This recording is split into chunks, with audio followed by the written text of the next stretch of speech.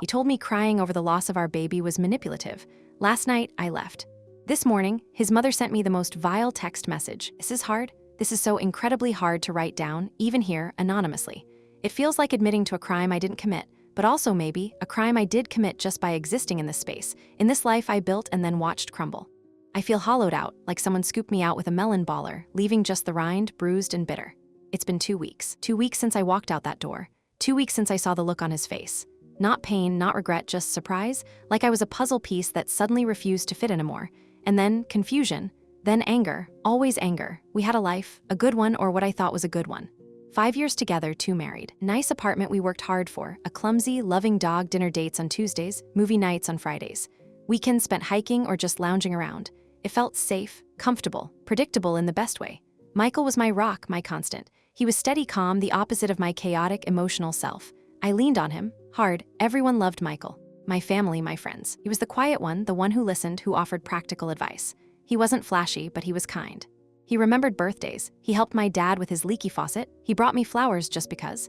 He was the one who would hold my hand during scary movies and make me tea when I was sick.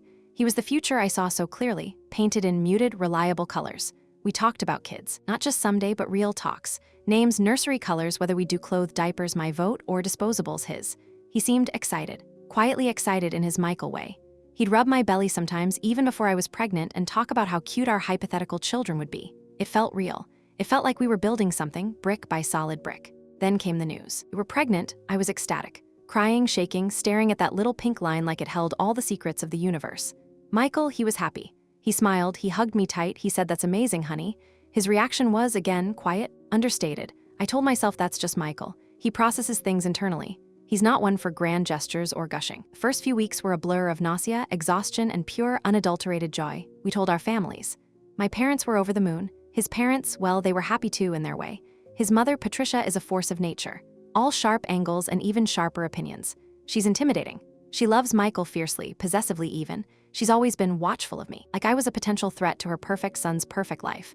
But she seemed genuinely pleased about the baby. She even knitted a tiny little blanket. It felt like, finally, I was truly part of their family. We started planning. Doctor's appointments, nursery ideas, annoying friends with endless baby talk. Michael came to the first ultrasound. He saw the little flicker on the screen, heard the rapid heartbeat. It was surreal. It was beautiful. It was everything. And then it wasn't. 1 minute I was pregnant, planning a future, and the next I was cramping, bleeding, sitting in a sterile hospital room being told the heartbeat was gone. Just gone, like a light switch flicked off. A missed miscarriage. My body hadn't even realized yet. It felt like the ultimate betrayal, my own body failing me, holding onto something that was already dead inside me. The physical part was awful. The D&C felt clinical, cold, but the emotional part, that was the real killer. It was grief so profound, so raw, it felt like my chest had been ripped open. It wasn't just a loss, it was the loss of a future, of a dream, of the tiny life we had already started to love. I cried for days. I couldn't eat, I couldn't sleep. I just existed, in a fog of pain. And that's when the cracks didn't just show, they splintered into gaping holes. Michael was there physically. He took time off work, he brought me tea, he held my hand while I cried. But he didn't feel it, not like I did. He was practical. "We can try again," he said, his voice calm, reasonable. It happens to a lot of people. He talked about statistics. He talked about moving on. He didn't cry. He didn't seem heartbroken, not really. He seemed inconvenienced, maybe sad, but not shattered, not like me. I needed him to be shattered. I needed him to be in the trenches with me, covered in the same emotional dirt. I needed him to understand that this wasn't just a biological event, it was the death of our hope. And he couldn't, or he wouldn't. He'd look at me, his expression blank, or maybe just tired. "You need to stop dwelling on this," he said one evening, his tone flat. "It's not healthy. Not healthy, my baby died. My body failed, and he's talking about not healthy." I exploded. I screamed, I cried, I threw a pillow across the room. "How can you be so cold?" I sobbed. "Don't you care?" And that's when he said it. The words that burrowed into my soul and started to rot everything from the inside out. He looked at me, no trace of sympathy in his eyes, just that same weary exasperation. "You're being dramatic," he said, his voice low and steady. "And honestly, it feels manipulative, like you're trying to make me feel worse than I already do." Manipulative, me. Crying over the loss of our child, our wanted child, was manipulative. My grief was a performance. My pain was a weapon. The words hung in the air, thick and suffocating. I stared at him, unable to speak. My world tilted. The man I thought I knew, the man I married, was a stranger. From that moment on, everything changed. The comfort, the safety, it all evaporated. The apartment felt cold, empty. Every interaction was strained. I couldn't look at him without hearing those words, manipulative. I withdrew. I stopped talking about it, stopped crying in front of him. I cried in the shower, in the car, curled up on the sofa when he was at work. I bottled everything up and the pressure inside me built and built. He seemed relieved at first. Like, oh good, she's over it. He started acting like things were back to normal, suggesting movie nights, asking if I wanted to try that new restaurant. But normal was gone. I was a ghost haunting our life, watching him from a distance, wondering who he really was. I started digging, not intentionally at first. Just thinking, rereading old texts, scrolling through photos, looking for clues I might have missed, and I found them. Little things, texts from Patricia, his mother. Make sure she's not making you feel guilty. Don't let her grief consume you too. Be strong, son. Don't let her drag you down. Drag him down? My grief was a burden? His mother, who had seemed so kind about the baby, was poisoning his mind against me? It clicked. Patricia had always been subtle. Little comments disguised as concern. Are you sure you're eating enough? Michael worries. Don't stress him out too much. He has a lot on his plate. I had dismissed it as typical mother henning, but this was different. This was actively undermining my emotional state, reframing my pain as something selfish and burdensome. I confronted Michael about the texts. I didn't scream this time. My voice was shaky, quiet. Did you talk to your mom about how I was feeling? He sighed, annoyed. Of course I did. She's my mother. And did you tell her I was being dramatic?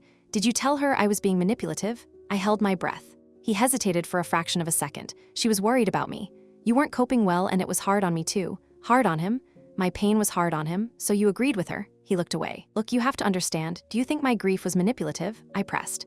My voice was getting stronger now, colder. He ran a hand through his hair. I think you were struggling and maybe you weren't seeing how much it was affecting everyone else. Everyone else? My God, he actually believed it, or he was too weak to contradict his mother. Maybe both. I felt a switch flip inside me. Cold, hard certainty. I couldn't stay. Not with someone who saw my deepest pain as a tactic. Not with someone whose mother whispered poison in his ear and who listened. The man I loved didn't exist. He was a mirage. I didn't tell him I was leaving. I couldn't.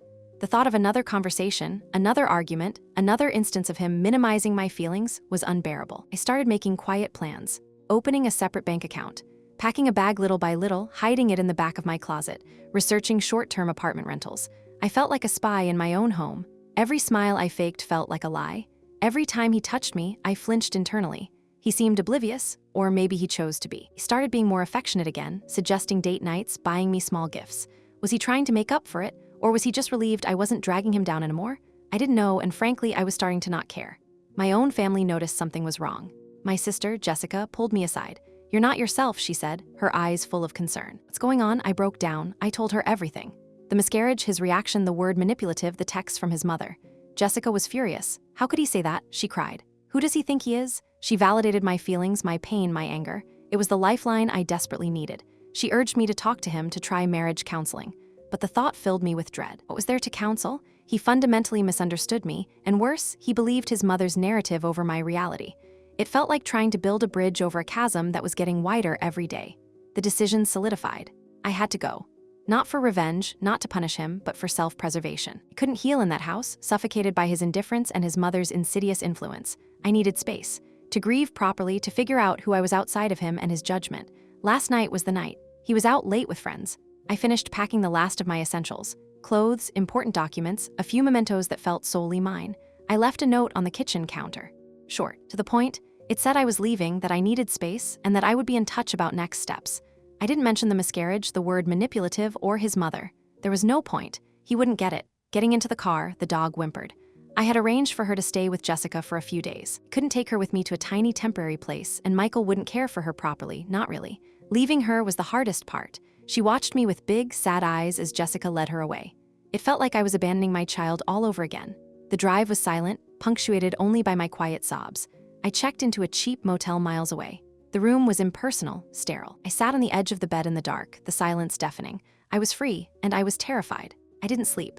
I just stared at the ceiling, replaying everything. Was I overreacting? Was I running away from a solvable problem? Was my grief making me irrational? The narrator reliability was shifting even in my own head. Was I manipulative? Was I being dramatic? Had I made his life harder than it needed to be? Maybe I had. Maybe my grief was overwhelming for him. He's not good with big emotions. He's a fixer, a problem solver. My pain wasn't a problem he could solve with logic or statistics. Maybe I should have been stronger for him. Maybe I should have just sucked it up, put on a brave face, and moved on like he wanted. But then I'd remember the word, manipulative, and the coldness in his eyes when he said it, and the text from his mother like a script for how he should handle his dramatic wife. And the certainty would return? No, I couldn't stay. Not there, not with them. This morning, I woke up with a knot in my stomach. I hadn't turned my phone on all night. I dreaded turning it on, dreading seeing his messages, his calls. Would he be angry, panicked? Pleading, I didn't know which would be worse. I finally did it. Powered it on. Instantly, it started buzzing. Texts, missed calls from Michael, from Jessica, from a couple of mutual friends, and then a text from Patricia. My hand trembled as I opened her message. I expected anger, scolding, maybe even a veiled threat, but what I read, it was worse, so much worse. It wasn't addressed to me. It was a screenshot of a text she had clearly meant to send to Michael. It read, "Good riddance. She was always too sensitive anyway. Like a burden, you deserve someone stronger. Now you can finally move on and find happiness without her drama. Let her wallow somewhere else. Don't take her back." My blood ran cold, like a burden, without her drama. This wasn't just mild disapproval or protective mothering. This was pure venom. She saw my grief, my entire being, as a problem to be eradicated, and she saw my leaving as the solution. She was celebrating my departure, celebrating her son's potential escape from me, from my pain, from my existence. The text message wasn't meant for me, but it found me. And in that moment, I realized the depth of the betrayal wasn't just Michael's inability to handle my grief or his cruel words. It was the quiet, insidious sabotage that had been happening all along. His mother hadn't just poisoned his mind, she had been waiting for the opportunity to push me out. And the miscarriage, my subsequent breakdown, had given her that opportunity. And Michael, he either agreed with her, or he was too weak, too enmeshed to stand up for me, his wife, against his mother. He let her define my pain, define me as a burden. And in the end, he acted on it, albeit passively, by not supporting me, by saying those awful words. I deleted the text. There's no point in confronting her, or him. They are who they are. And I am just a woman in a cheap motel room, staring at a future that feels vast and empty. I lost my baby, and then I lost my husband. And now I know that the woman who should have been my mother-in-law saw me as nothing but a problem, a burden to be shed. Part of me is numb, part of me is raging. A small, quiet part of me wonders, maybe she was right. Maybe I am too sensitive, maybe I am too much. Maybe Michael is better off without my drama, my grief, my complicated feelings.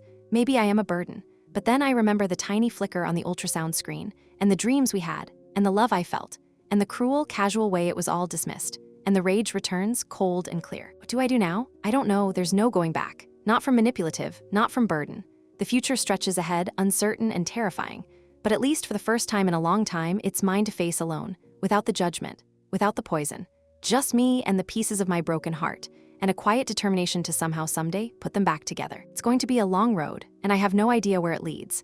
But I can't stay here in this limbo of pain and betrayal. I have to move, even if it's just one shaky step at a time. I guess this is my confession, my off my chest. My cry for help, maybe, or just proof that I existed in that life, that I felt that pain, that I was real, even if they saw me as nothing more than a burden. The phone buzzes again. Michael, I silence it. For now, I just need a minute to breathe, to exist, to figure out what the hell happens next.